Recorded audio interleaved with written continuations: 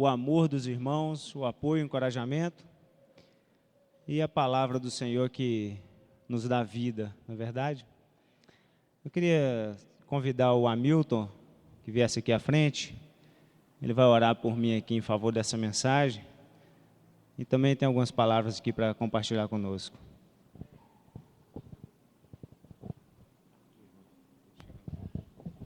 Bom dia, igreja. Vamos orar pela palavra do Samir. Senhor Deus, meu Pai, em nome de Jesus, estamos aqui para lhe pedir, lhe agradecer, Senhor, por todas as bênçãos dadas em nossa vida, por estarmos aqui para te enaltecer, te louvar, te pedir que nos conduza na vida das palavras do Senhor Jesus. E que o Samir tenha a sabedoria de nos transmitir a sua vontade, Pai, em suas palavras, para nos conduzir durante todos os nossos dias. Em nome de Jesus que eu lhe peço, lhe agradeço, Senhor. Amém. Irmãos, estou aqui nesse momento que eu gostaria muito de forma breve, falar a vocês. Meu nome é Hamilton, eu sou professor de língua portuguesa, língua inglesa, do ensino fundamental e médio. Na semana passada, o nosso irmão Jairo falou aqui de não ter dúvida, e eu estava vindo para cá, para a igreja, com a certeza de que eu sairia daqui com a solução para uma decisão que eu tomei esta semana, né? E conversando com o Samir, vendo aqui no nosso informativo, que hoje ele falaria sobre como Jesus resgata os perdidos, né? Eu falei, gente, eu tenho aqui um testemunho para dar, porque esta semana eu tive que tomar uma decisão quando eu fui chamado pela Prefeitura de Belo Horizonte para poder trabalhar, e como o professor não pode acumular 3 cargos, né, eu já tenho um no Estado, eu tinha que optar pela Prefeitura de Sabará, que eu já estou também, junto com o Estado, eu tinha que deixar um deles para assumir Belo Horizonte, que eu queria muito. E eu tive essa clarevidência, depois das palavras do Jairo aqui, né, na semana passada, e tomei minha decisão. O fato é que eu, quando comecei a trabalhar, né, como bancário, em 85, né, e tive na minha vida, como jovem e tal, me perdi por muito tempo em bebidas, em besteiras, né, em porcarias, mas há 3 anos, quando comecei a congregar de fato aqui na Igreja de Cristo, né, eu tive o meu caminho assim mais claro, e de lá para cá foram só bênçãos em minha vida. Eu já estava trabalhando, né, como professor, mas quase perdi meus empregos, né, por me perder, mas desse tempo para cá, de 3 anos, o Estado me chamou novamente para trabalhar. Deus abençoou com uma escola que eu adoro trabalhar, que eu gosto demais. Os professores me respeitam, os alunos me respeitam, a direção me chove de elogios no meu trabalho. E quando voltei para a Prefeitura de Sabará, que eu estava numa escola muito boa, mas perdi o cargo lá, não perdi o emprego, voltei numa escola que me deu muita chateação, onde tinha lá um senhor que não é muito, ainda não encontrou Jesus na vida dele, e ele procurava muito atrapalhar a vida da gente, mas eu com Jesus na minha vida, falei, não, eu vou vencer isso. Trabalhei firme e forte até segunda-feira, agora que eu pedi exoneração da Prefeitura de Sabará. Na segunda mesma tarde, a Prefeitura de BH me chamou para tomar posse. Quinta-feira eu já tomei posse. Na quarta eu fui conhecer a escola. A direção da escola já me recebeu com minhas aulas, com meu nome lá no cartão de aulas. Isso é ou não é bênção, gente? Eu acredito que sim. Então Deus está me falando, vai, é isso que você tem que fazer. Sair de um lugar que eu não estava satisfeito, mas trabalhei. E agora está tudo, sabe, de acordo com o que eu queria. Estou numa escola do Estado que eu estou muito feliz e vou começar amanhã numa nova escola, não é, na Prefeitura de Belo Horizonte. Eu não quero ser exemplo para ninguém, mas eu sou de fato uma bênção, de fato uma bênção de Deus. Eu sou, a minha vida é prova disso, E o que eu tenho a dizer é isso, gente. Foi aqui que eu encontrei, é orando todo dia, é agradecendo todo dia, é enfrentando tudo de cabeça erguida, que as coisas acontecem da melhor maneira possível. Muito obrigado à igreja, muito obrigado aos irmãos, ao Samir aqui, a todos. Muito obrigado, que Deus esteja com todos nós. A palavra de Deus é viva e eficaz. E a palavra de Deus, ela é capaz de nos transformar em imagem e semelhança de Cristo. Então, quem conhece a história do Hamilton, vê o quanto Deus tem abençoado a vida dele. E desde o início eu tenho falado com ele: Hamilton, fica firme no Senhor. Deus tem bênçãos para você. Então, Deus vai operando miraculosamente em nossas vidas. E me lembro que na semana passada eu falei com ele assim: olha, Hamilton, Deus tem o mesmo amor por você que tem por Abraão. E isso é muito forte. O irmão leu aqui que Abraão, pela justiça que foi feita através dele, ele foi considerado amigo de Deus. É sobre isso que eu quero falar essa manhã. Que Deus quer ser o seu amigo. Deus quer um relacionamento mais profundo com você. Deus quer poder falar com você e ouvir você. Essa parábola que Jesus conta nos dá uma dimensão de que o nosso Deus, Ele se importa com aquele que não está andando conforme a sua vontade, que a alegria do Senhor é quando um ímpio se converte, é quando alguém que estava perdido encontra o caminho. Então Deus se alegra hoje na vida do Hamilton, porque ele está agora no caminho do Senhor. A vontade do Pai é que ninguém pereça, mas todos alcancem a vida eterna. Deus é um Pai de amor. E todo pai que ama o filho quer bem ao seu filho. Jesus, ele deu vários exemplos a respeito da sua missão. Em Marcos, capítulo 2, versículos 15 e 17, abra sua Bíblia, irmão.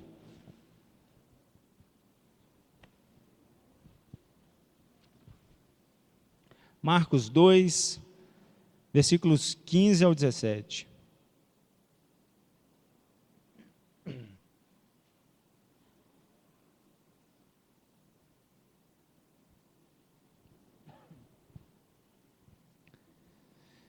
Se alguém do seu lado não tiver a Bíblia aí, compartilha com ele.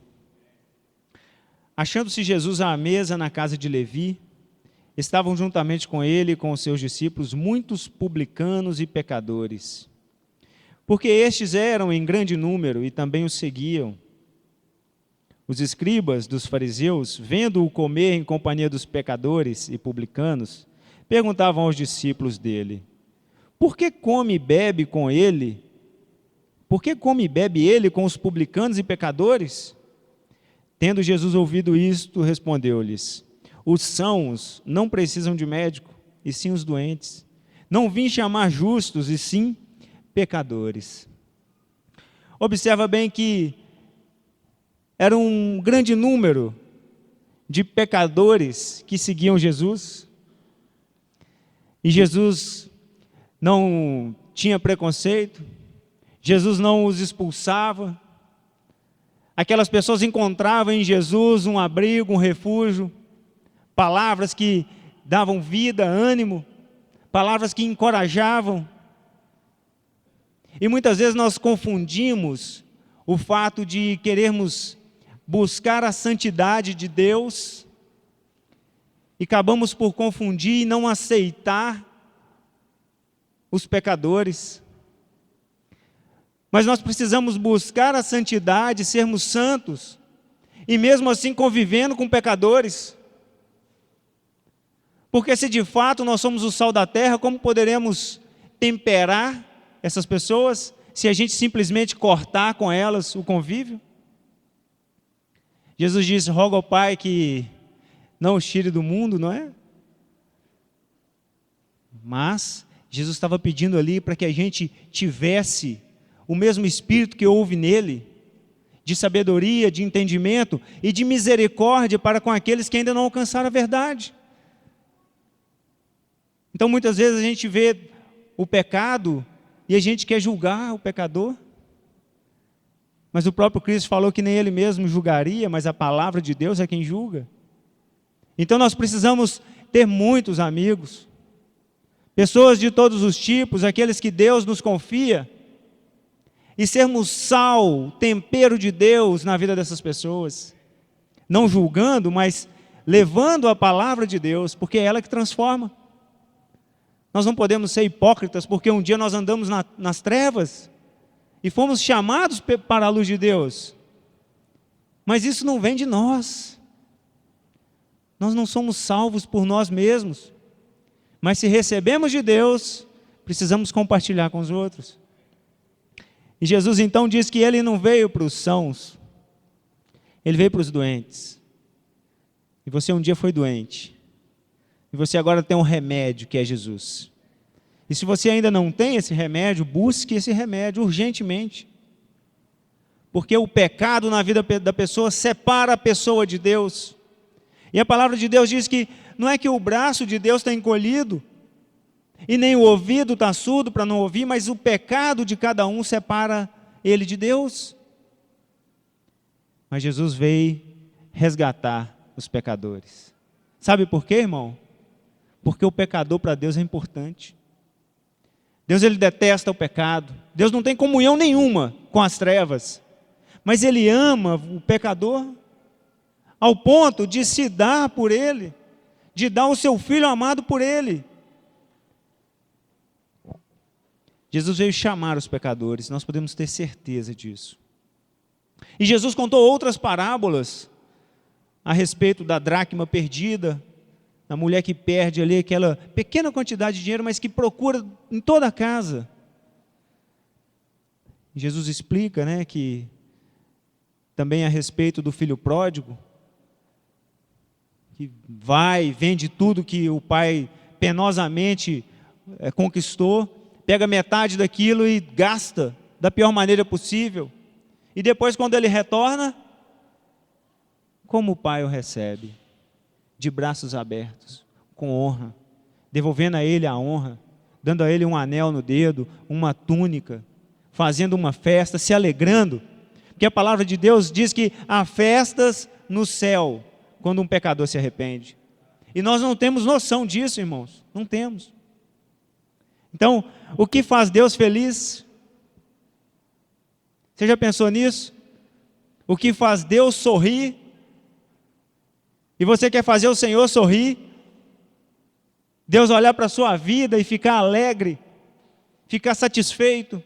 Então leve um pecador ao arrependimento. Seja instrumento de Deus para isso. Salmo 14, versículo 2.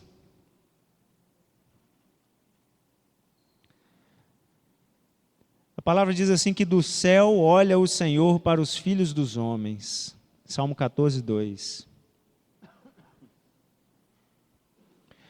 Do céu olha o Senhor para os filhos dos homens, para ver se há quem entenda, se há quem busque a Deus.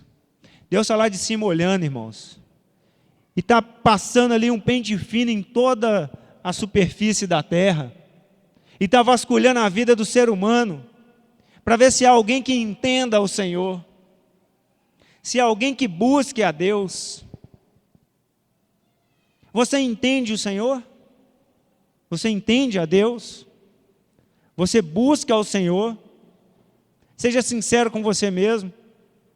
Olha o tempo que você investe em buscar conhecer o Senhor, buscar saber qual é a vontade de Deus. E a respeito disso, o apóstolo Paulo nos diz, em Romanos 12, 2, ele fala para a gente não nos conformar com este século, mas transformar-vos pela renovação da vossa mente, para que experimenteis qual seja a boa, agradável e perfeita vontade de Deus. Olha, a vontade de Deus é boa, agradável e perfeita. Qual é a vontade de Deus? Sabemos as características dela, mas qual é a vontade de Deus? Você precisa conhecer o Senhor. Deus quer essa comunhão, essa intimidade. Deus te conhece. Mas será que nós conhecemos o Senhor? Então precisamos descobrir qual é a vontade. Será que a vontade de Deus é a salvação do ser humano? Será que é essa a vontade do Senhor? Eu queria falar para vocês que a salvação, não foi a vontade inicial de Deus. A salvação não. Ela é o remédio para o problema que o homem arrumou. Mas a vontade inicial de Deus era formar uma família para se relacionar com ela. Quando Deus criou o homem e a mulher e disse: vai, multipliquem-se, multiplique a minha imagem, multiplique a imagem de Deus. E Deus todas as tardes passava, na viração do dia, ele passava pelo jardim e queria o relacionamento com o homem que ele havia formado do pó. Mas por causa do problema do homem, então agora nós precisamos do remédio, que é a salvação. Para que a vontade inicial de Deus, de ter um relacionamento pleno com você, aconteça. Não aqui na terra, porque a terra já está manchada pelo sangue. Desde o sangue do justo Abel, até o sangue dos profetas e do nosso Senhor Jesus Cristo. Mas Deus quer, e Jesus foi preparar morada, para que você seja família de Deus. Então observa, olha a vontade do nosso Pai, ter um relacionamento comigo e com você.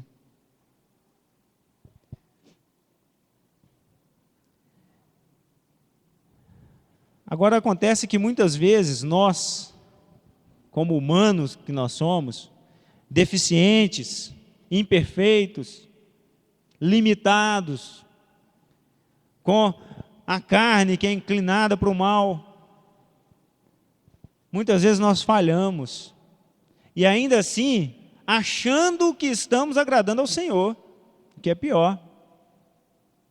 Abra em Lucas capítulo 9, a partir do verso 51.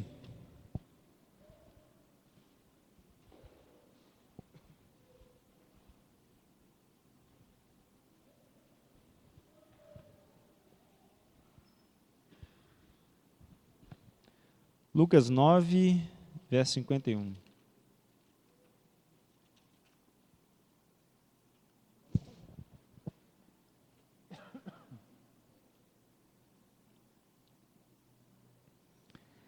Observa bem essa passagem, irmãos. E aconteceu que, ao se completarem os dias em que devia ele ser assunto ao céu, manifestou no semblante a intrépida resolução de ir para Jerusalém, e enviou mensageiros que o antecedessem. Indo eles, entraram numa aldeia de samaritanos, para lhe preparar pousada, mas não o receberam, porque o aspecto dele era de quem decisivamente ia para Jerusalém. Vendo isso, os discípulos, Tiago e João, perguntaram: Senhor, queres que mandemos descer fogo do céu para os consumir? Jesus, porém, voltando-se, os repreendeu e disse: Vós não sabeis de que espírito sois?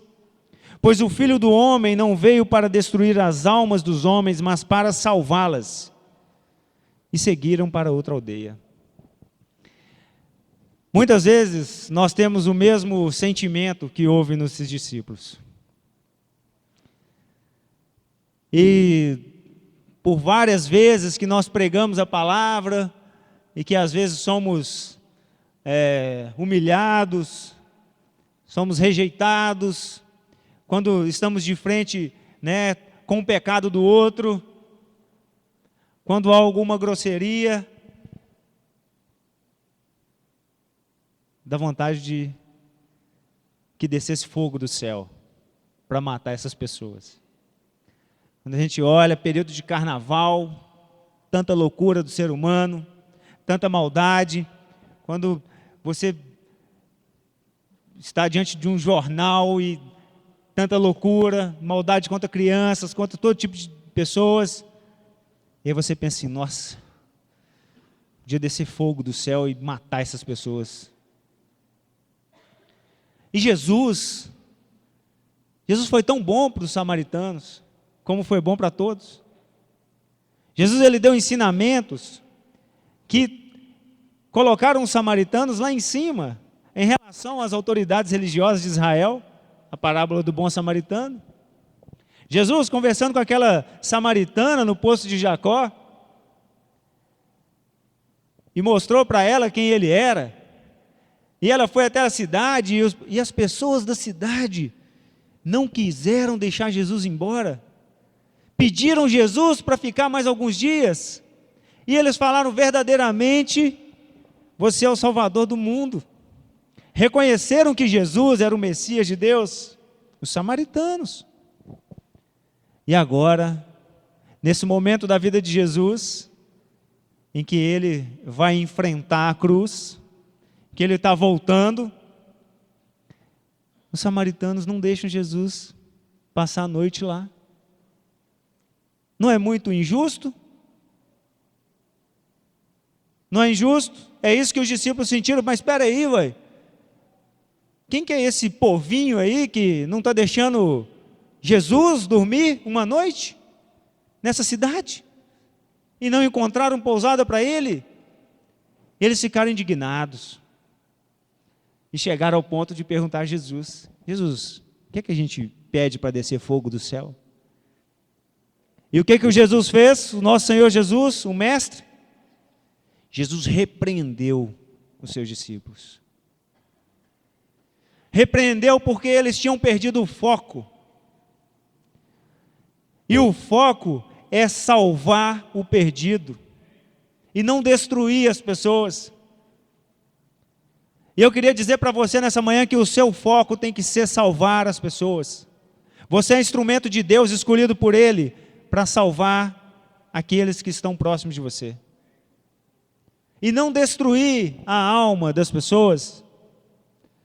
Nós somos embaixadores de Cristo aqui na terra. Sabe o que é embaixador? Representante dele. E você precisa atuar como o seu mestre. Então muitas vezes nós caímos, em enganos e acabamos querendo que a pessoa seja destruída. Ao passo que Jesus veio para resgatar e salvar o perdido. Ser amigo de uma pessoa boa, uma pessoa santa, comunhão com você, é ótimo. Mas e o perdido? Quem vai resgatar ele? Qual que vai ser a mão do Senhor para chegar até ele?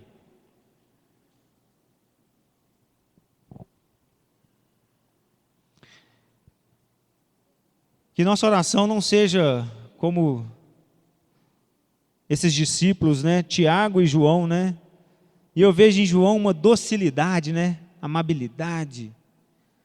Uma pessoa tão dócil, que escreve as suas cartas, um amor. E até ele, queria orar para destruir aquele povo. Então toma cuidado, irmão, para você não cair nesse engano. Precisamos orar ao Senhor, falar assim, Senhor, me usa para mostrar ao pecador o caminho. Não deixe o pecado do outro embaçar a sua visão. A sua visão tem que ser a mesma de Cristo. E para curar a humanidade, é que Jesus foi pregado no madeiro. E Deus não quer que ninguém pereça. Abre João capítulo 6, verso 38. João 6, 38.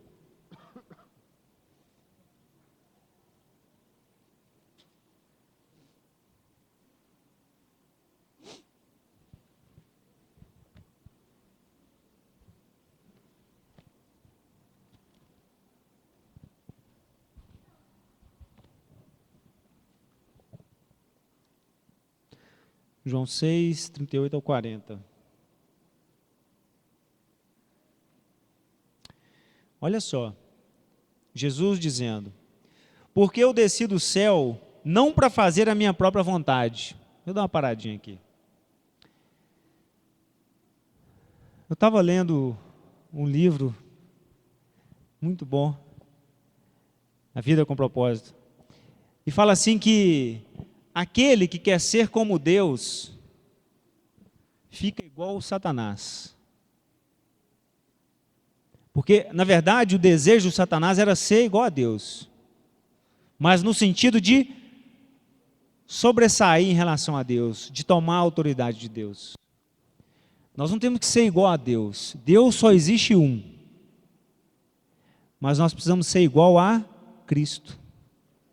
Sendo igual a Cristo, nós não faremos a nossa vontade, nem vamos querer usurpar o ser igual a Deus. Mas olha o que Jesus está falando: eu não vim ao mundo para fazer a minha vontade, mas para fazer a vontade de Deus. Então o nosso exemplo completo é Jesus Cristo, e é fazer a vontade de Deus. Ele é o modelo do ser humano, é o modelo para o ser humano. Então, continuando aqui, João 6, 38. Porque eu desci do céu não para fazer a minha própria vontade, sim a vontade daquele que me enviou. Olha aí, observa a vontade de Deus. Verso 39. E a vontade de quem me enviou é esta: que nenhum eu perca de todos os que me deu. Pelo contrário, eu o ressuscitarei no último dia. De fato, a vontade de meu Pai é que todo homem que vir o Filho e nele crer tenha a vida eterna, e eu o ressuscitarei no último dia. A vontade do Pai é que ninguém se perca. Ninguém. Sabe? Nós somos muito parciais. Quando a gente vê lá aquele Estado Islâmico decapitando, a gente quer orar igual os discípulos. Não é? Fui no extremo, não é? Agora. Mas você está pronto para perdoar? Você está pronto para oferecer a verdade? Porque Deus está pronto para receber aquele pecador que se arrepende. Deus está pronto. Você acha que não? Nós temos exemplo aqui na palavra. O apóstolo Paulo, que matou pessoas, participou, que perseguia, prendia, separava a família, em prol de sua fé. E Deus o usou tremendamente para nos abençoar. Então, quando você vê essas coisas, irmãos, não confunda o ser humano que está ali atrás, enganado pelo diabo, com o seu pecado. Porque o ser humano, sim, Deus importa com ele. E Deus quer livrar ele da condenação. Por isso que a morte de Jesus na cruz, ela é o ponto máximo do amor de Deus. Porque ela vai no futuro, ela volta no passado, e ela tem o objetivo de resgatar todo o que quer receber a salvação no nome de Jesus. Agora, para isso, há a parte do ser humano, sim. A partir do momento que o ser humano é confrontado com a verdade de Deus, ele precisa tomar a decisão, aí é com ele.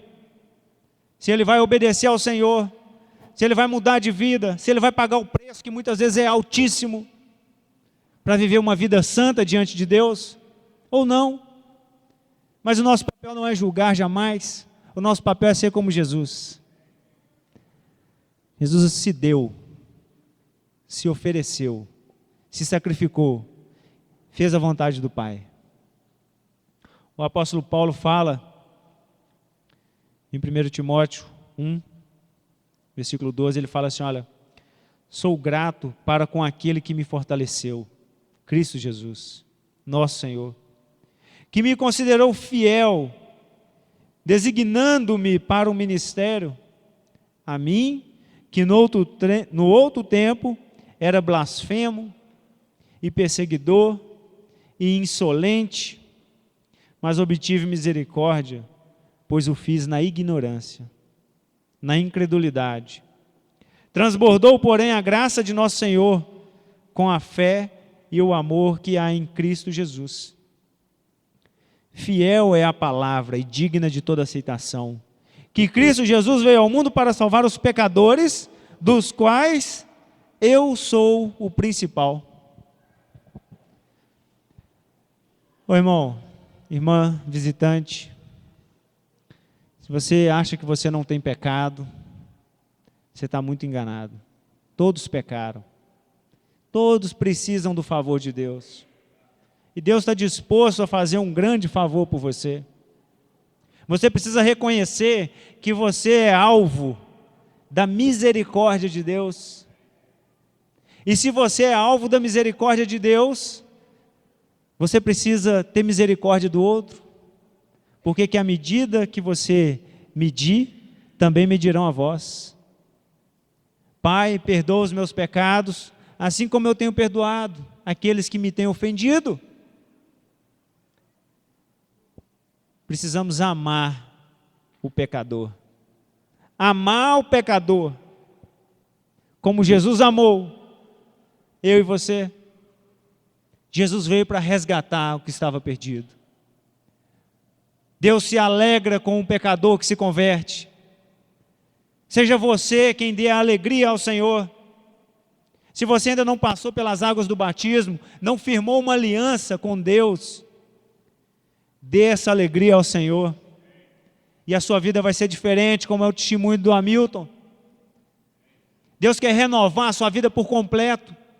Deus tem bênçãos para você, bênçãos sem medidas. Não impeça você a bênção de Deus sobre a sua vida. Deus quer usar você para abençoar a sua família, a sua casa, seu cônjuge, seus filhos, seus amigos, seus colegas de trabalho. Deus quer usar você. Não é porque você e eu nós somos bons, não. É porque Deus quer assim. É porque Ele se agradou em fazer assim. E você precisa se colocar na posição e falar: Senhor, eu sei de todos os meus defeitos, Senhor. Sei defeito ainda que eu não consigo às vezes vencer. Mas ainda assim, Senhor, me usa. Me santifica. Me purifica. Me usa. Você pode sair daqui essa manhã tendo a certeza que Deus ama o pecador. Sabe, quando você cruzar aqui, nós somos um lugar que está cheio de gente destruída. Que o diabo deita e rola na vida dessas pessoas. E se alegra com isso. Quando você passar por essas pessoas, sabe, olha, Jesus morreu por ele, igual morreu por mim. Jesus ama essa pessoa. Essa pessoa para Deus, essa pessoa pode dar alegria para o Senhor. Deus quer essa pessoa lá na morada eterna. Que Deus formou essa pessoa não foi para ser escrava do diabo, nem do pecado. Deus formou essa pessoa para ser a coroa da criação, amigo de Deus. É isso que o Senhor quer. Que o nosso Senhor seja louvado. Enquanto o irmão vai ministrar um cântico, se você precisar de uma oração para arrependimento, para agradecimento, para que você possa se tornar um cristão, não fica acanhado não, irmão. Nós não sabemos o que vai acontecer daqui meia hora. Que meia hora Jesus pode voltar nessa terra. Não perca tempo não. Deus seja louvado.